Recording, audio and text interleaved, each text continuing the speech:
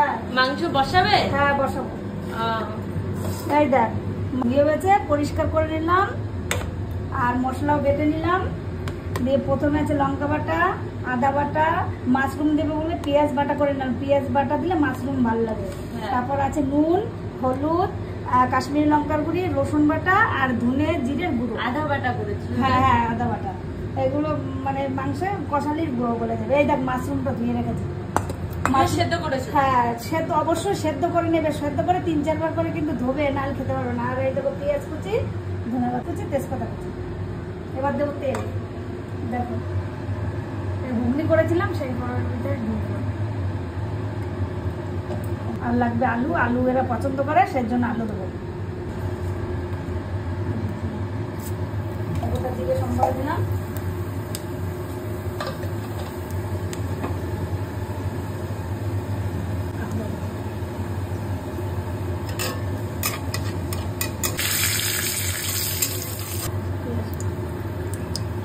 জিরাটা কালো হয়ে গেছে, ভাজা হয়ে গেল। এবার আমি পেঁয়াজ দেবো। পেঁয়াজ কুচি। আলুটা আগে থেকে সেদ্ধ হয়ে যাবে। হ্যাঁ ভালো। পেঁয়াজের সঙ্গে আলু ভাজা হয়ে যাবে।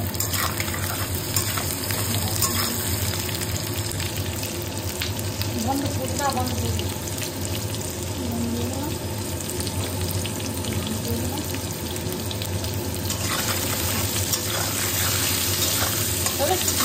মাখিয়ে রাখবো আলুটা ভাজা হতে হতে। প্রথমে দিলাম নুন, সবই দিয়ে দেবো, সব মশলাগুলোই। নুন হলুদ এগুলো সব একবারে দিয়ে মাখলে ভালো হবে, ম্যারিনেট করে রাখলে। তেল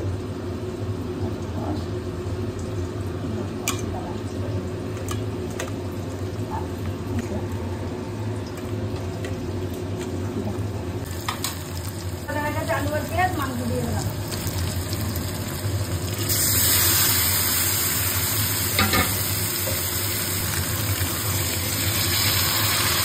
মশলা কাটিয়ে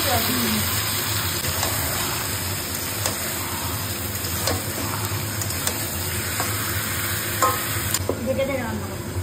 দিয়ে যে মাংসতে এখন মাশরুম দিয়ে দেবো। কষানো হয়ে যাবে তখন মাশরুম দিয়ে নাড়িয়ে চাড়িয়ে তারপর জল দেবো।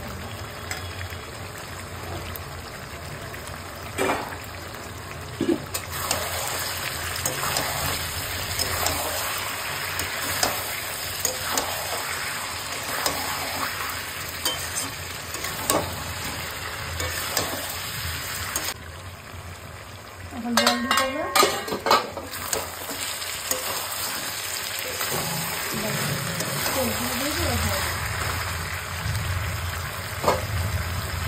জলটা ছিল ওইটাই দিয়ে দিলাম।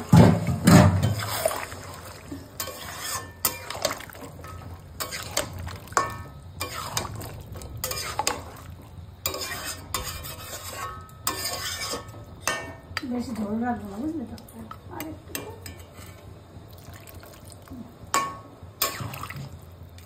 মাখা মাখা থাকবে। গরম মশলা দেবো। কষা কষা দেখেছি তেল ছেড়েছে কত সুন্দর।